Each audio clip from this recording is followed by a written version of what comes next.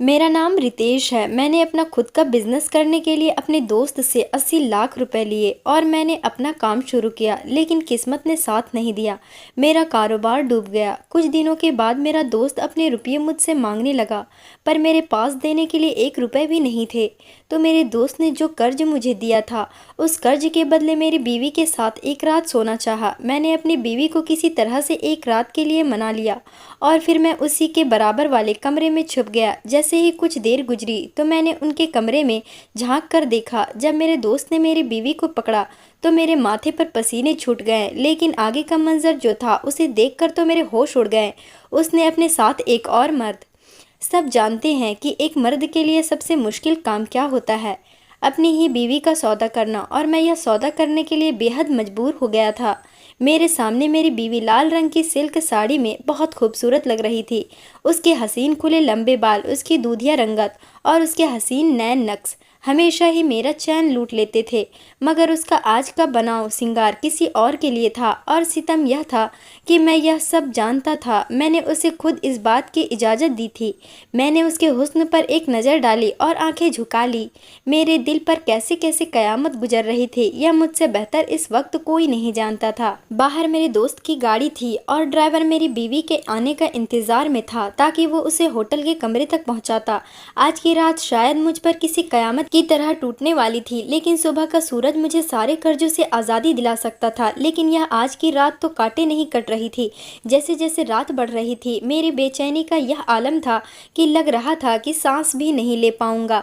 मेरी आंखों के सामने बस अपनी बीवी का चेहरा था, हसीन चेहरा। मुझे अपने दोस्त की शरारत भरी हंसी सुनाई दे रही थी। मेरे कानों में अपनी बीवी की सिसकियां सुनाई दे रही थी। उस कमरे में उसकी बेबसी से बहते आंसू दिखाई दे रहे थे। मेरा दिल इस कदर बेचैन हुआ कि मैं उठकर खड़ा हो गया। मेरा सांस पूरी तरह से फूल रहा था। मेरा दिमाग ऐसा हो रहा था कि फट जाएगा। मेरे होश खो चुके थे। मेरे लिए यह बहुत मुश्किल था कि मैं अपनी बीवी को किसी और के साथ बर्दाश्त करता। इसलिए मैं घर से बाहर निकल गया और अब मेरा रुख सीधा होटल की तरफ था जहाँ पर मेरी बीवी गई थी। जैसे जैसे मैं होटल के करीब जा रहा था, मेरे दिल की हालात और भी बदतर होती चली जा रही थी। मेरी आंखों के जैसे कोई खून उतर रहा था। मेरा जी चाह रहा था कि अपने दोस्त का कत्ल ही कर डालूं। कर्जबंद तो मैं पहले से था, कातिल भी बन जाता, लेकिन अपनी गैरत का सौदा नहीं कर सकता था। मैं होटल पर पहुंचा, सामने रिसेप्शन को दोस्त का नाम बताया और यह पूछा कि वह किस रूम नंबर में है। तो वो अजीब सी मुस्कुराहट सजाए कहने लगी कि उन्होंने तो आज की रात के लिए स्पेशल रूम बुक करवाया है। ब्लू लाइट के नाम से यह भी कहा है कि उन्हें डिस्टर्ब न किया जाए। मेरे दोस्त का ड्राइवर कुछ एडवांस पैसे मुझे देकर गया था। मैंने कहा कि मुझे उसी रूम के बराबर वाला कमरा चाहिए। मेरी बेचैनी उस वक्त इतनी ऊंचाई पर थी कि शायद शब्द नहीं थे कि मैं अपने दर्द को बयान कर सकता। कमरे की चाबी मेरे सामने थी और मैं उसी कमरे के बराबर वाले कमरे में चला गया। दोनों कमरों की गैलरी अलग अलग थी, बस बीच में दीवार थी जिसे फांदना मेरे लिए कोई मुश्किल ना था। मैंने बड़े धीरे से दीवार में छलांग मारी और अपने दोस्त के स्पेशल रूम के कमरे की गैलरी में पहुंच गया। मेरी जेब में उस वक्त तेजधार चाकू था और मैं इरादा कर चुका था कि मैं उसे छोड़ूंगा नहीं, फिर बेशक मेरा जो मर्जी अंजाम हो जाए। लेकिन जैसे ही मैंने जरा सा गैलरी का शीशे का दरवाजा खोलकर पर्दा हटाकर कमरे के अंदर का मंजर देखा तो मेरे होश उड़ गए। मेरे हाथ से चाकू जमीन पर गिर गया था। मेरे हाथ पूरी तरह से कपकपा रहे थे। मेरे पूरे वजूद पर जैसे कयामत गिरी थी, क्योंकि मेरी बीवी और मेरा दोस्त की बात सुनकर मैं उससे नजरें नहीं मिला पा रहा था। हम एक रेस्टोरेंट में बैठे थे। मेरे सामने रखी गोल मेज पर अलग अलग प्रकार के डिश मौजूद थे। मेरा दोस्त बैठा मुझे एकटक देखे जा रहा था। कहने लगा, अच्छी तरह सोच लो, कोई जबरदस्ती नहीं है, वक्त लेना चाहो तो ले सकते हो, लेकिन सिर्फ आज रात का, इससे ज्यादा मैं तुम्हें वक्त नहीं दे सकता। शायद उसके लिए यह सब कहना आसान था, लेकिन मेरे लिए सुनना आसान नहीं था। लेकिन उस वक्त मैं कर्जों में डूबा हुआ था। इतना कर्जबंद था कि अपनी बीवी के बारे में ऐसी बात सुन रहा था जो कि मर्द के गैरत पर गहरी चोट होती है। मेरे दोस्त ने जब मुझे चुप और खामोश देखा तो कहने लगा, खाना तो खाओ, इसके पैसे नहीं लूंगा। यह कहकर वह मुस्कुराया था। कहने लगा, तुम ज्यादा ही इस चीज को सोच रहे हो। हालांकि जिस माहौल में हम रह रहे हैं यहाँ तो एक आम सी बात है। तुम्हें यकीन नहीं आएगा, लेकिन मेरे पार्टनर अपनी पत्नियों को खुद होटल के कमरों में भेजते हैं। करोड़ों रुपयों का कॉन्ट्रैक्ट पर एक रात में साइन हो जाता है। तुम भी मालामाल हो जाओगे। मैं दोनों हाथों की मुट्ठियां जोर से बांधकर नजरें झुकाए कैसे उसकी बकवास सुन रहा था, यह मैं ही जानता था। बेबसी और गुर्बत भी इंसान को ना जाने कैसे कैसे समाज के रंग दिखाती है। सामने बैठा मेरा दोस्त बड़े चाव और मजे से बर्गर खा रहा था, लेकिन मैं यूं था कि जैसे यह जान हलक में ले बैठा हूँ। मुझे याद आने लगा कि मैं बड़े घमंड से कभी यह भी कहा करता था कि जिस मर्द में गैरत नहीं उसे मर्द कहलाने का हक ही नहीं है, और आज मैं जो कुछ अपनी बीवी के लिए सुन रहा था मेरे लिए मौत के बराबर था। आपने ऐसी बहुत सी औरतें देखी होंगी जो अपनी मजबूरी की वजह से खुद को दूसरों के सामने बेच देती हैं, लेकिन शायद मैं पहला मर्द था जो अपनी मजबूरी की खातिर अपनी बीवी को एक रात के लिए बेचने का सौदा कर रहा था। मेरी वह बीवी जो ईश्वर की भक्ति में लीन रहती थी, आज तक मेरे अलावा उसे किसी ने छुआ तक नहीं था। छूना तो दूर की बात है, उसे किसी ने देखा तक नहीं था। मुझे याद आने लगा, जब भी हमें शादी पर जाना होता तो नव्या जब दुपट्टा से घूंघट करती तो मैं उसे कहता कि तुम भी क्या हर वक्त खुद को लपेटे रखती हो। शादी पर सब औरतें तैयार होकर आएंगी, ज्यादातर सब मेकअप से ही खूबसूरत लगती है, तुम तो वैसे ही बेहद हसीन हो। मेरा भी जी चाहता है कि तुम भी तैयार होकर जाओ ताकि सब औरतें भी देखती रह जाए और कहे कि रितेश की बीवी कितनी खूबसूरत है। मेरी बात सुनकर वह मेरे गले में बाहें डालकर बड़ी मोहब्बत से कहने लगती, मेरा हुस्न तो सिर्फ आपके लिए खास है रितेश, मैं इसी लोगों को दिखाकर आम क्यों करूं? मेरा तो जी चाहता है मुझे आपके अलावा कोई आंख उठा कर भी ना देखे। नव्या की बात जैसे अभी मेरे कानों में गूंज रही थी। मेरी आंखों से डर से आंसू निकलने लगे थे। मैं अपनी ऐसी पाकीज़ा बीवी का सौदा करने जा रहा था। नहीं नहीं, मुझे यह सब स्वीकार नहीं। मेरे दिल की आवाज़ जुबान पर आई थी। बर्गर जो मुंह के करीब था हाथ में ही रह गया। एक पल वह मुझे देखने लगा, फिर कहने लगा, ठीक है कोई मसला नहीं, लाओ निकालो मेरे 80 लाख रुपए। अपने दोस्त की बेरहमी देखकर मेरी आंखों में जमा सीधा पानी मेरे गालों पर गिर गया था। हालांकि मैं कोई कमज़ोर मर्द हरगिज़ न था, बहुत मजबूत दिल का मालिक था, लेकिन अब टूट चुका था। मैंने फिर अपने दोस्त से कहा कि मुझे थोड़ा वक्त दो, इतनी बड़ी रकम का इंतज़ाम एक मुठ एक रात में नहीं कर सकता। वह कहने लगा कि मैं तुम्हें और वक्त नहीं दे सकता, मेरे पास आज की रात है, या तो तुम मेरी बात मान लो या फिर मेरे पैसे इंतजाम कर दो। मैं वहां से उठकर बाहर निकल आया। हालांकि मौसम सर्द था, हवाएं भी ठंडी चल रही थी, लेकिन मुझे घुटन का एहसास इस कदर शिद्दत से हो रहा था कि सांस लेना भी भारी लग रहा था। मैं जाने कैसे अपने घर पहुंचा था। रात का 2 बज गया था। मैंने दरवाजे की बेल बजाई तो फौरन से नव्या की आवाज़ सुना। मैंने कहा, मैं हूँ, दरवाज़ा खोलो। उसने फौरन से दरवाज़ा खोला। मुझे देखकर कहने लगी, आप कहाँ रह गए थे? कब से आपका इंतज़ार कर रही हूँ। मैं कितनी घबरा रही थी। कहाँ थे आप, बताइए। मैं क्या जवाब देता कि मैं कहाँ से आ रहा हूँ। मैंने कोई जवाब नहीं दिया और खामोशी से मरे मरे कदमों से अपने कमरे में जाने लगा तो नव्या मेरे पास आ गई। कहने लगी, रितेश आपने जवाब नहीं दिया। मैंने कहा कि मेरे सर में दर्द है। वह कहने लगे कि रितेश मैं आपके लिए खाना गर्म करूं। मैंने नहीं में सर हिला दिया। मैंने कहा कि मैं खाना खाकर आया हूं। बेशक वहां खाने के लिए सब कुछ मौजूद था, लेकिन मेरी भूख तो दोस्त की बात सुनकर ही मिट चुकी थी। नव्या मेरे पास आ गई, मेरा चेहरा देखने लगी, कहने लगी, क्यों झूठ बोल रहे हैं रितेश, मुझे पता है आपने कुछ नहीं खाया और मैं भी आपका इंतजार कर रही थी। उठो, मिलकर खाना खाते हैं। नव्या की यही तो बात थी कि वह मेरी आंखों में झांक कर मेरे दिल के हालातों को बता देती थी, या शायद पति पत्नी का रिश्ता ही कुछ ऐसा होता है कि शब्दों की ज़रूरत नहीं पड़ती। बहरहाल वह खाना गर्म करके ले आए। खाना क्या था? बस खाने के नाम पर सिर्फ हरी मिर्च और प्याज की चटनी थी और सूखी रोटियां। मैंने एक नज़र खाने पर डाली और दूसरी अपनी वफादार बीवी पर, जिसने हर तंगी में मेरा साथ बड़े सब्र से और खामोशी से गुजारी थी। कभी मुझसे शिकवा नहीं किया था कि तुमने मेरे लिए किया ही किया है। मैंने नव्या का चेहरा देख रहा था, उसका वह हुस्न जो सिर्फ मुझ तक सीमित था। जब नव्या ने मुझे खामोश बैठे देखा तो निवाला बनाकर मेरे मुंह के पास ले गई। कहने लगी, खाना खाइए और सारी फिक्रें भूल जाइए। मैंने उसके हाथ से निवाला लिया। खाना उसी ने मुझे खिलाया था। फिर मुझसे पूछने लगी कि बताएं क्या कहा आपके दोस्त ने, वह आपकी मदद करेगा। अपने दोस्त के पास जाने से पहले नव्या से कहकर गया था कि मेरे दोस्त ने मुझे बुलाया है। वह कह रहा था कि मेरी मदद करेगा। तुम प्रार्थना करना कि मामला बन जाए, लेकिन जो शर्त मेरे दोस्त ने रखी थी वह मैं पूरी नहीं कर सकता था। मैंने नहीं में सर हिला दिया। मैंने कहा, नहीं, वह मामला भी नहीं बना। यह सुनकर नव्या के चेहरा मुरझा गया, लेकिन फिर भी मुझे तसल्ली दे रही थी कि आप फिक्र न करें। मैंने कहा कि वह कल ही मुझसे पैसे मांग रहा है, मैं कहाँ से दूं? मैंने उसका हाथ थामकर बेबसी से कहा। वह कहने लगी, उसे कुछ वक्त ले लो। मेरे पास जो कुछ था रितेश, वह मैं सब बेच चुकी हूँ। अब तो मेरे पास भी बेचने के लिए कुछ नहीं बचा। उसकी बात ने मेरे दिल की धड़कनों को बढ़ाया था। मुझे अपने दोस्त की बात याद आने लगी जो कह रहा था जिसकी इतनी खूबसूरत बीवी हो उसे और क्या चाहिए। तुम तो अपनी बीवी से इतना तो कर सकते हो कि तुम्हारा कर्जा भी उतर जाएगा और माला माल भी हो जाओगे। मुझे अपने दोस्त के मुंह से यह बात बहुत बुरी लगी थी। मैंने कहा कि तुम होश में तो हो, तुम कह क्या रहे हो। वह कहने लगा कि हाँ, मैं बिल्कुल होश में हूँ। मैंने कहा मेरी बीवी को तुमने कहाँ देखा। और इस बात पर वह कमीनेगिरी से हंसने लगा। कहने लगा तानने वाले तो कयामत की नजर रखते हैं, सामने वाला व्यक्ति 7 पर्दों में ही क्यों ना छुपा हो, तुम बस आम खाओ, पेड़ मत गिनो। मैंने तुम्हारी बीवी को कहाँ देखा था, कैसे देखा था, इस बात को छोड़ो। बस मुझे बताओ, अगर तुम्हें सौदा मंजूर है तो मैं आगे पार्टी से बात कर लेता हूँ। चंद रातें तुम्हारी बीवी की मेरी मर्जी के मुताबिक गुजारेगी और तुम्हारा कर्जा खत्म हो। जैसे जैसे तुम्हारी बीवी का हुस्न मेरे काम आएगा मैं तुम्हें भी माला माल करता चला जाऊंगा। वह किस कदर बेशर्म और कमीना इंसान था।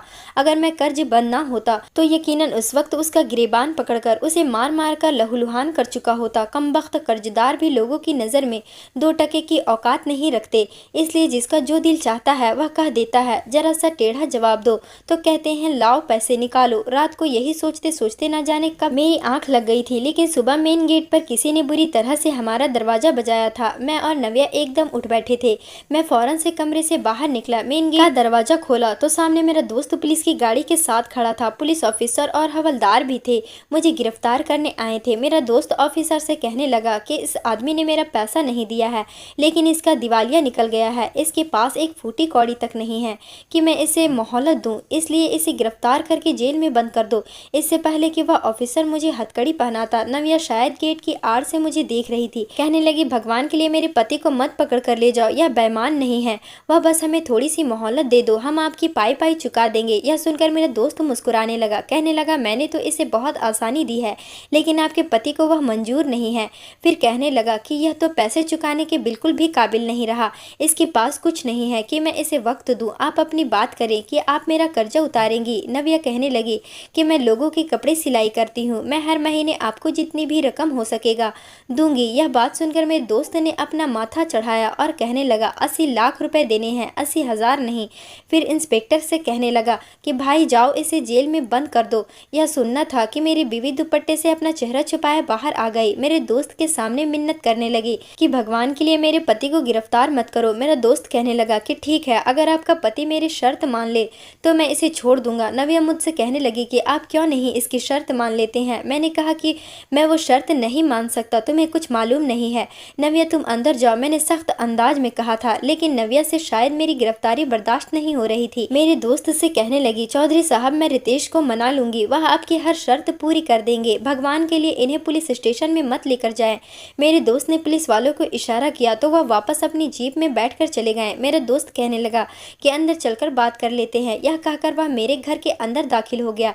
उसके पीछे मैं और नव्या भी घर में दाखिल हो गए, लेकिन इस बार मेरा दोस्त मेरे बिना ही नव्या से बोला था। कहने लगा कि मैंने तो पहले भी रितेश से कहा था कि बीच का रास्ता जो है उसे मान जाओ, तुम्हारे सारे कर्ज उतर जाएंगे। क्या है कि मैं पैसों के मामले में बड़ा घटिया किस्म का इंसान हूँ, अपना नुकसान नहीं कर सकता।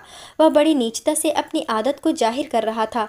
नव्या कहने लगी आप बताएं रितेश को क्या करना होगा। मेरा दोस्त एक कमीनगी की हंसी हंसते हुए नव्या को बड़ी गिरी नजरों से सर से पांव तक देख रहा था। मुझे लगा कि जैसे मेरी रगों में खून की बजाय आग दौड़ने लगी हो। मैं बड़ी मुश्किल से सब्र कर रहा था। फिर वह कहने लगा कि आपको बताया नहीं रितेश ने कि मैंने क्या शर्त बताई थी। नव्या ने नहीं में सर हिला दिया। अब भी उसका चेहरा छुपा हुआ था। मेरा दोस्त कहने लगा देखो अगर आप चाहती हैं कि इसका कर्जा माफ़ हो जाए तो मैं इसे एक अच्छी खासी रकम कारोबार के लिए भी दूंगा, तो इसके लिए आपको कोशिश करनी होगी। यह कहते हुए नव्या के करीब होने लगा, लेकिन मैं बीच में आ गया। अपने दोस्त को एक हाथ से पीछे किया और सख्त अंदाज से उससे कहा कि मेरी बीवी ऐसा कुछ नहीं करेगी, तुम जाओ यहाँ से और जो कर सकते हो कर लो। मुझे पुलिस से पकड़वा दो या फिर फांसी चढ़ा दो। मेरी बात सुनकर नव्या रोने लगी। कहने लगी रितेश आप हैं तो मैं हूँ, मुझे पूछ लेने दे कि इसको क्या काम है। मैंने कहा कि तुम नहीं जानती इस आदमी को जो यह कह रहा है वह काम मैं तुमसे कभी भी नहीं करवा सकता। लेकिन नव्या कहने लगी कि वह भी मजबूर है। कहने लगी मैं आपको कभी भी जेल की सलाखों के पीछे नहीं देख सकती। यही सब अभी हो रहा था तब दोस्त ने नव्या को अपनी शर्त बताई तो कुछ पल तो वह फटी फटी आंखों से मेरे दोस्त को देखने लगी। उसके बाद एक नज़र मुझ पर डाली तो मैं यूं था कि जमीन में गड़ चुका हूँ। मैंने फौरन से अपनी नजरें नीचे कर ली। उसके बाद वह वहाँ नहीं रुकी, फौरन से कमरे में चली गई। मेरा दोस्त कहने लगा कि अगर तुम्हारी बीवी मान जाए तो मुझे बता देना, वरना फिर मैं पुलिस को ले आऊंगा। यह कहकर वह घर से बाहर चला गया। मैं कमरे में नहीं गया था, किस मुंह से जाता। 1-2 घंटे से नव्या भी कमरे से बाहर नहीं आई। 2 घंटे बाद वह कमरे से बाहर आई थी और आंखें उसकी रो रो कर सूजी हुई थी। खुद ही आकर मेरे पास बैठ गई, कहने लगी, आप अपने दोस्त को हाँ कह दें। मैंने हैरानगी से उसकी तरफ देखा था। मुझे नव्या से इस जवाब की हरगिज भी उम्मीद नहीं थी। मैंने कहा, नव्या, मैं यह बर्दाश्त नहीं कर सकता। मुझसे वह इम्तिहान मत मांगो जो मैं नहीं दे सकता। कहने लगी, मैं आपको जेल में नहीं देख सकती। और आप क्या समझते हैं, अगर आप जेल में बंद हो गए तो मेरे साथ क्या होगा? मैं अकेली घर पर वैसे भी असुरक्षित ही रहूंगी। नव्या की बात ठीक थी। अगर मैं जेल चला जाता तो पीछे से कोई भी उसके साथ कुछ भी कर जाता। वह कैसे अपना बचाव कर सकती थी? लेकिन फिर भी मेरा इस बात पर दिल नहीं मान रहा था। कैसे अपने सामने अपनी बीवी को मैं एक पाप के दलदल में धकेल देता और दूसरा कोई रास्ता मेरे पास न था। हालात को मद्देनजर मैंने अपनी गैरत को थपथपा कर सुला दिया था और यह एक मर्द के लिए बहुत मुश्किल काम होता है। मैंने अपने दोस्त को फ़ोन किया और कहा, मुझे उसकी शर्त मंजूर है। और यह सुनकर उसकी आवाज़ चहक उठी थी। कहने लगा, तुमने वक्त रहते बड़ा अक्लमंदी का फैसला किया है। फिर उसने अगले ही दिन अपने ड्राइवर के हाथ एक जोड़ा कपड़ा मेरी बीवी के लिए भेजा था, जो उसे पहनकर उसी के ड्राइवर के साथ किसी होटल के कमरे में जाना था। मैंने अपना रुख बदल दिया। नव्या के जाने के बाद मुझे चैन नहीं आया था, इसलिए मैं भागता हुआ होटल पहुंचा था। कुछ पैसे मेरे दोस्त ने एडवांस मुझे अपने ड्राइवर के हाथ भेजे थे। मैंने उसके बराबर वाला कमरा लिया और उसकी गैलरी में कूदकर जब अंदर झांक कर देखा तो होश उड़ गए। मेरी बीवी मेरे दोस्त की बाहों में हंस रही थी, बातें कर रही थी। कहने लगी, मैं तो समझी थी कभी दोबारा तुम्हें देख नहीं पाऊंगी, क्योंकि रितेश बहुत ही गैरतमंद किस्म का इंसान है। इसलिए मुझे समझदार और अच्छी बीवी होने का ड्रामा करना पड़ा ताकि उसे मुझ पर शक न हो जाए। मेरा दोस्त कहने लगा, देख लो मेरी अक्ल का कमाल। मैंने उसका सारा पैसा भी हथिया लिया और बीवी भी। मेरा दोस्त मेरी बीवी की बिखरी बालों को ठीक करते हुए बोला, वह बेवकूफ़ यह समझता था कि उसे नुकसान हो गया, हालांकि ऐसा कुछ नहीं है। मुझे याद आने लगा कि मेरा दोस्त मेरे साथ पार्टनरशिप पर काम करने आया था, तो मेरे पास अच्छी खासी रकम थी। फैक्ट्री उसकी थी, लेकिन पैसे मैंने लगाया था। हमने लाखों का कपड़ा खरीद कर फैक्ट्री के गोदाम में रखवाया था ताकि जल्द से जल्द बच्चों के गारमेंट्स को तैयार करके मुनाफा कमाएंगे। मेरे दोस्त ने मुझे बड़े बड़े ख्वाब दिखाए थे, लेकिन एक रात में सो रहा था, उसका फ़ोन आया। कहने लगा कि रितेश, फैक्ट्री के गोदाम में आग लग गई है, जल्दी पहुंचो। जब मैं वहां पहुंचा तो पूरा गोदाम आग की लपेट में था। फायरमैन आग बुझा रही थी। मेरा दोस्त रोते हुए मेरे पास आया, कहने लगा कि सारा माल जलकर राख का ढेर बन गया है, तुम्हारा तो दिवालिया ही निकल गया है। सारा माल तुम्हारे पैसों का था, तुम तो सड़क पर आ गए। उस वक्त मेरी हालात थी कि मैं बेहोश होकर गिर गया। मेरे सीने में दर्द उठा था। मेरा दोस्त मुझे हॉस्पिटल ले गया। मुझसे यह सदमा बर्दाश्त नहीं हुआ था। जब मुझे होश आया और मेरी तबीयत संभली तो नव्या मेरे पास बैठी रो रही थी। कहने लगी, आपके हॉस्पिटल का बिल मैंने अपना जेवर बेच कर दिया है, आप बिल्कुल ठीक हो जाएंगे। मैं अभी कुछ संभला ही था कि मेरा दोस्त मेरे घर मुझसे मिलने आ गया। कहने लगा, जो माल जला है उसमें तुम्हारे माल के अलावा 80 लाख का माल हमने उधार भी उठाया था ताकि पार्टी का ऑर्डर पूरा कर सके, और वह माल भी आग की नज़र हो चुका है और अब वह आदमी पैसों का तकाजा कर रहा है। मैंने कहा, मैं कहाँ से इतनी बड़ी रकम लाऊंगा? वह कहने लगा, यह तो तुम्हें सोचना चाहिए क्योंकि यह नुकसान तुम्हारा है। मेरा दोस्त और मेरी बीवी मुझे मिलकर धोखा दे रहे थे, क्योंकि अब वह कबूल कर रहा था कि गोदाम में आग लगाने से पहले वह माल निकाल चुका था। जो जला था वह बेकार और ख़राब माल था, और यह सब उसने मुझे फंसाने के लिए किया था ताकि मेरे सामने मेरी बीवी के साथ रंगरलियां मना सके। उस वक्त मेरे पास मोबाइल मौजूद था। मैंने उसकी वीडियो बना ली और फिर वहां से सीधा पुलिस स्टेशन चला गया। मैंने सारी बातें पुलिस को बता दी और वीडियो दिखा दिया। मैंने अपने दोस्त और बीवी दोनों की शक्ल भी नहीं देखा। दोस्तों, उम्मीद करती हूँ आपको हमारी कहानी पसंद आई होगी। कहानी पसंद आई है तो वीडियो को लाइक करें, चैनल पर नए हैं तो चैनल को सब्सक्राइब करें। मिलते हैं अगली कहानी में।